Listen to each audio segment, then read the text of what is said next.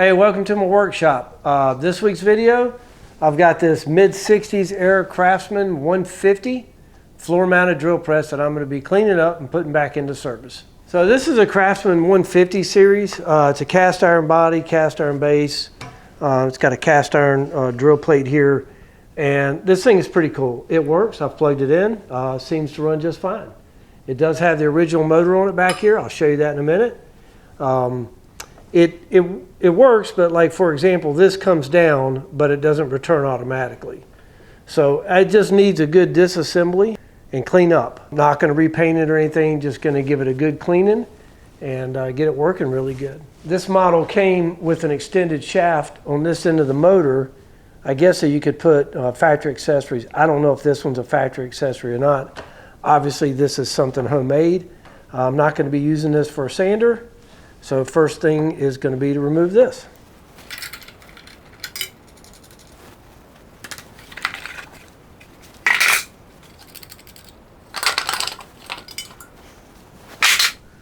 Go ahead and get this spade bit out of here. Pretty sure they did not come with shower curtain rings on them.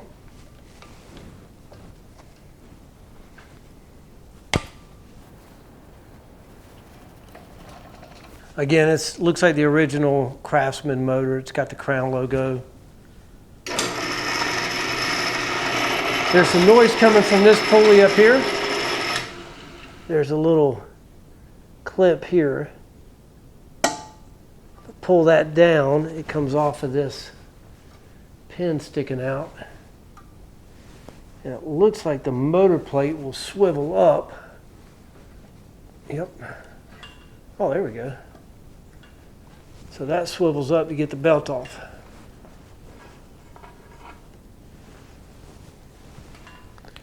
Belt's a little dried, so I will replace the belt while I've got this thing apart.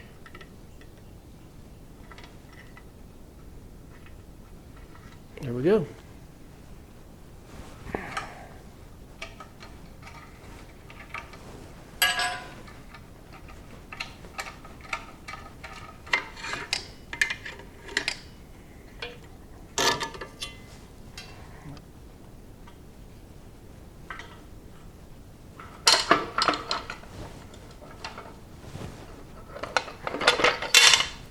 I got me a 2x4 under here and wedged it. I cut a little bit short so I could get these wedges in here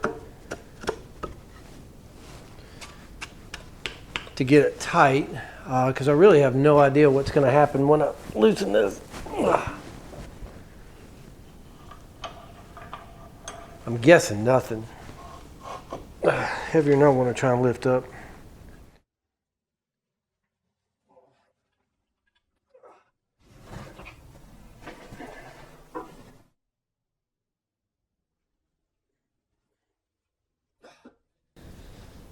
Now I should be able to loosen that and slide this off.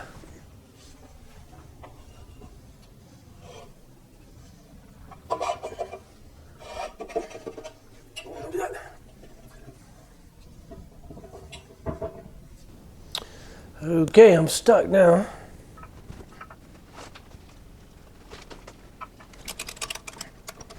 I'm hoping that this board down here is long enough so when I go to turn this, it keeps the whole unit from turning over.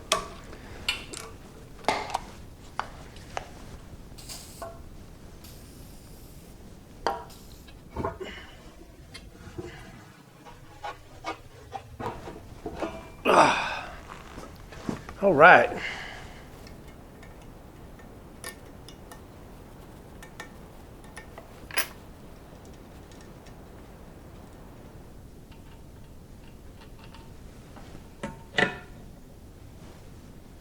All right, this is the first one of these drill presses, first of any type drill press I've ever tried to disassemble. And I really need to get it apart because it's so caked up with grease. Like I was showing you earlier, this spring return doesn't really work. So I took a break, went in, found a parts diagram and parts listing, and actually it's an operating instruction off of vintagemachinery.org, and I've just been studying all these pieces and parts, trying to figure out the best way to get this thing apart. This lever over here locks that in place. So I've locked that back down, and I'm going to attempt to pull this handle off and see if I can access the spring that gives it the return motion. So I need to get this pin out of here. There's a pin that holds the handle on, and I believe holds the screw on or the spring on as well.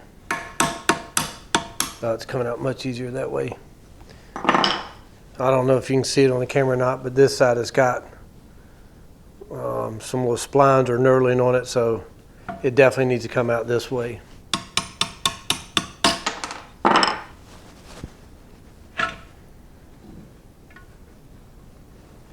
There's a roll pin right here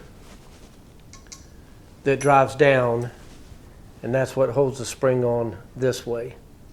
All right, I removed the spindle lock handle off again, and then I'm hoping this will just slide right out.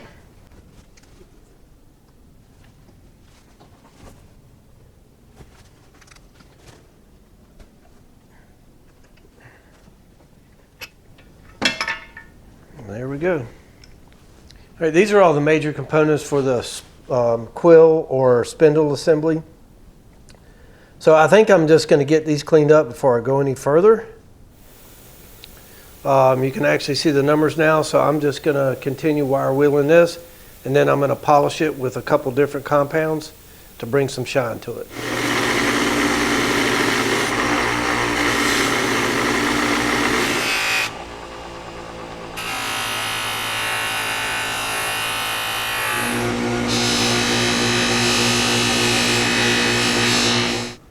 All right, this is just going to get set aside until I'm ready to put it all back together.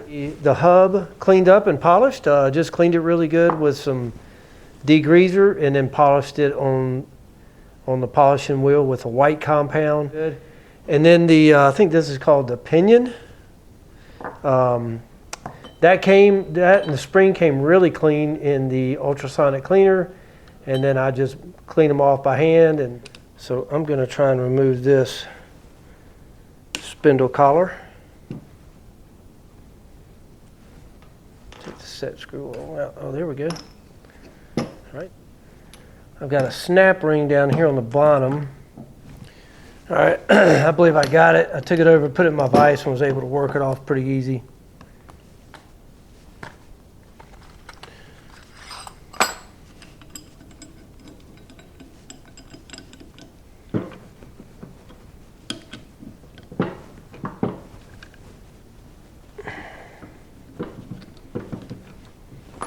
Now I'm thinking I can hold it still with this one. I found this punch that fits in here pretty good, and I've got the Allen wrench clamped down into my vise, and I'm going to give this thing some light taps and see if I can get it to move.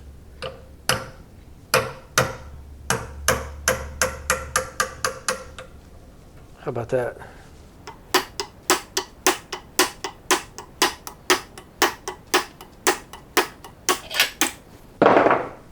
Did I get it? Yes. All right, got the feed stop bracket cleaned up. This came out pretty good, I thought. All right, this is the quill, and this is the spindle assembly. I'm hoping I can just pull this off of here. So that's not coming easily, which means I probably need to clean this a little bit.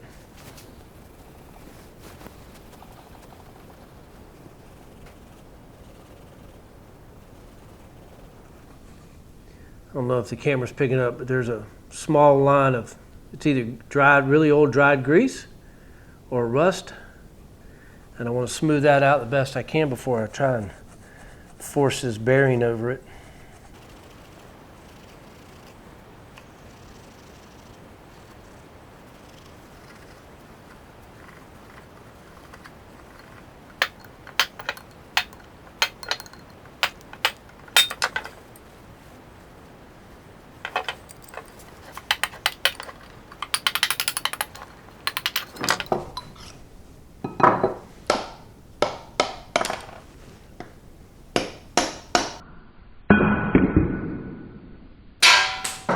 Wow. All right, this is the bottom bearing after cleaning, and you can see how freely it spins now. I've lubricated these. I think those are going to be okay. All right, I got my quill cleaned up, looking almost brand new actually.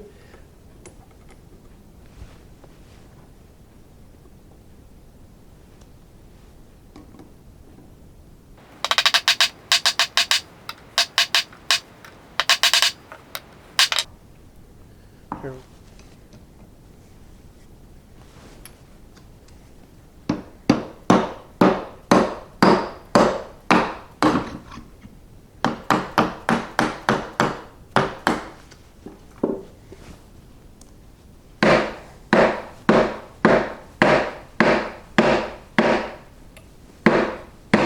Now for this collar, I was actually looking at the parts diagram last night, and I realized that this rubber washer and this steel washer are actually separate, but they're stuck on here pretty good. I'm just going to reassemble it like it is. I'm not too worried about replacing this because I think it's fine.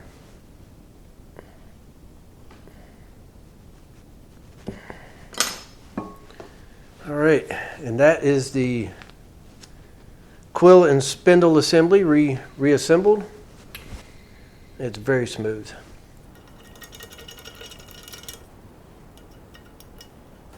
There we go. There's one. And there we go.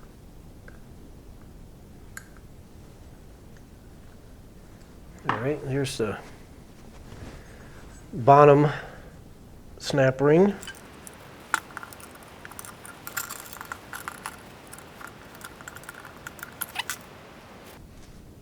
All right, here's a lesson on what not to do. So I thought my little toes here were on the outer edge, but I've dented the inside of this.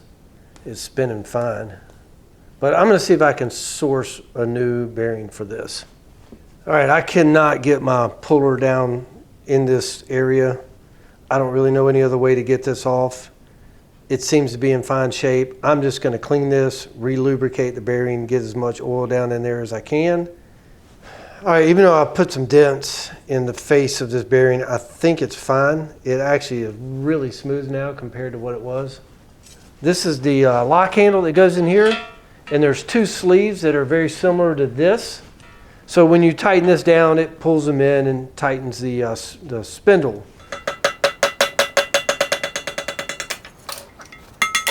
Now I can set this off to the side, ready for installation.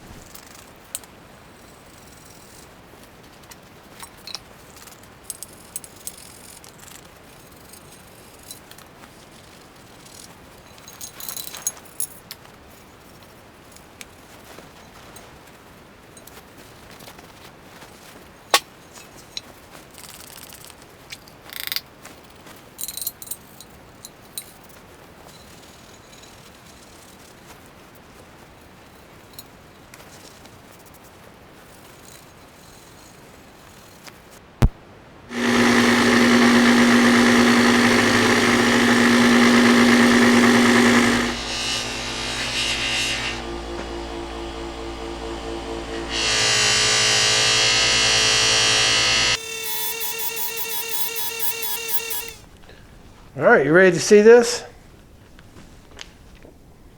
Came out really nice. All right, there's the head lock assembly, all polished up and ready to go. All right, these are all the parts for the head assembly. Everything's cleaned up. I still have to clean these, sorry. So those got to get cleaned, but other than that, everything's ready to go back together. So I'm going to put a little grease on the inside of here just to make it a little bit easier to slide in.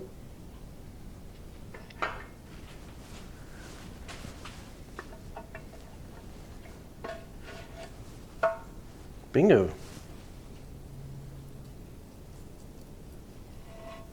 All right, so the problem is the spring in here, it needs tension on it to be able to come out far enough to be caught by the pin. And I don't really have any way to pull it and stretch it because this is a closed hub. So what I'm going to try and do is install all this as one unit and then stretch the pin over the roll pin in the back. All right, I'm going to try and show you what I'm dealing with here. This is very difficult for me anyway. But here's where the pin goes in. This is the pin here. So the pin goes all the way up to here, and there's just not enough room to get a hammer, a punch, or anything on it to knock it out. I've been trying for about 10 minutes. It's not moved anywhere. I'm going to see if I can thread a screw up in there and pull it out. It's got a number 4 wood screw. Try this first.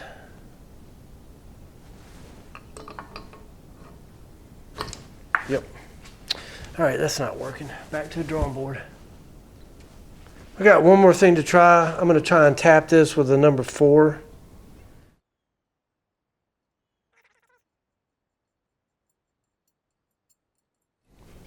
Problem is I don't have a number 4 machine thread screw here. I wonder if I can pull it out with the tap.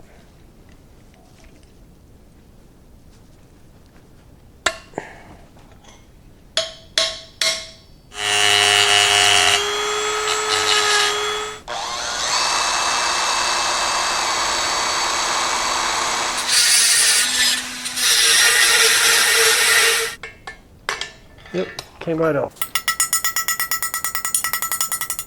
I'm not going to drive it all the way in. I'm going to get it in just enough to capture the spring.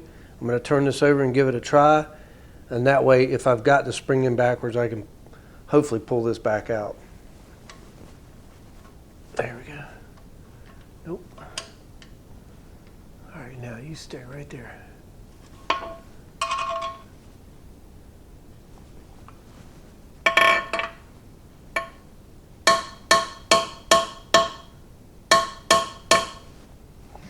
Well, I don't really have any choice but to drive that pin all the way in or else it's going to slip off.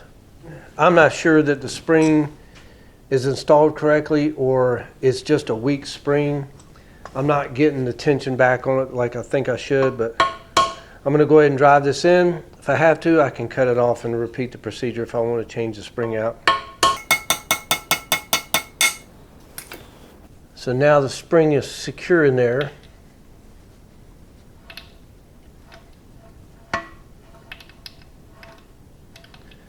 All right, I wasn't happy with that, so I don't think it's going to make any difference at all, but I did pull the spring out and reverse it. I'm going to try and put it back in on the roll pin that's already in here. I don't know if I'll be able to get it over that or not, but I'm at least going to give it a try. Ah, it's almost there. Hey, that worked. Now the problem is it won't even stay up. So the spring was in right the first time. It's just not a good spring, but I understand you can't get these springs anymore, so it's just going to have to be what it's going to be. So I'm going to take this apart, put it back together one more time, but I'll do that off camera. Turns out I probably never even need to take this roll pin out because I've kind of become a little bit of an expert at getting a spring back on there. It took me 30 seconds this time. It's just a little bit of art to it. But what I did was I extended the quill and clamped it in place. And hopefully I'm putting some tension on that spring that'll give it a little bit more return now when it's in the upright position.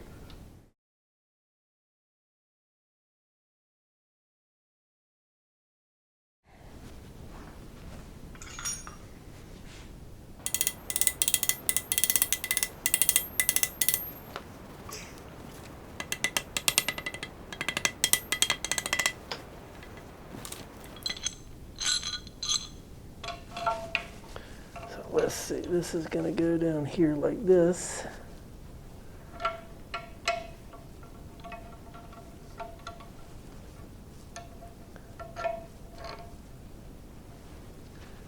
This gets put on here.